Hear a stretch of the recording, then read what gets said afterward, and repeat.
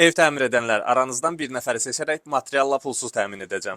Bu problem demək olar ki, bütün evlərdə var. Evə gələn su o qədər qumludur, elə bil birbaşa dənizdən çəkilib. Məcbur qırıb tökməli oldum, amma siz təmir mərhələsində sizə videonun sonacan izləyin, peşman olmazsınız. Vəziyyətin ciddiliyini görüb evin ümumi su girişinə qoşmaq üçün mexaniki filtr sifariş elədim. Təbii ki, bunu da özümüz quraşdıracağıq. Bundan ötürü bizə material lazımdır. Yola düşürəm 7-ci mikrorayon Fəxrari restoranına üzbüz belə balaca bir bazar tapmışam. Buradan materiallar alacağam. Eyni zamanda da burada icarəyə preparator və ütü götürdüm. Boruları kəsmək üçün qayçısı da içindədir. Növbəti dayanacağım metak mağazası olur. Bizə lazım olacaq 2 ədəd Amerikanka, 1 ovuc əymə. Dostlar, Metakın təşəbbüsü ilə ev tikən ya da təmir edən bir izləyicimin evinin bütün su təchizatı materiallarını Metak boru vasitəsilə qarşılayacağıq. Bundan ötürü sadəcə səhifəmi izləməli və şərhlərdə təmir edirəm sözü yazmalısınız. Funda götürürəm bir dənə. Boruları da seçəndən sonra gəlirik əsas məsələyə. Filtrin quraşdırılacağı yer buradır, evin ümumi su girişi buradadır. Biraz ölçü-biçə eləyəndən sonra filtrlərin yerini təyin edirəm. Yalan deməyəcəm, ilk işimdir bu ütü ilə, plastik borularla iş görürəm, amma qorxmadım. Dedim, ən pis nə ola bilər ki, uzaqbaşı suyu opşidən bağlayacağam, usta çağıracağam. İşə başlamazdan əvvəl dayımdan qısa bir məsləhət almışdım. Demişdi ki, 100 ölç, 1 biç. Mən də hər yeri metrə ilə xəttlədim, tökdüm. Sonra preparatoru götürdüm, silah sursatı hazırladım. Başladım mümkün qədər az dağıntı ilə şuruplarının yerini açmağa. İşi gərək səliqəli görəsən, təmizləyirəm tökülən tozları və o həmin məşhur şurup qabı.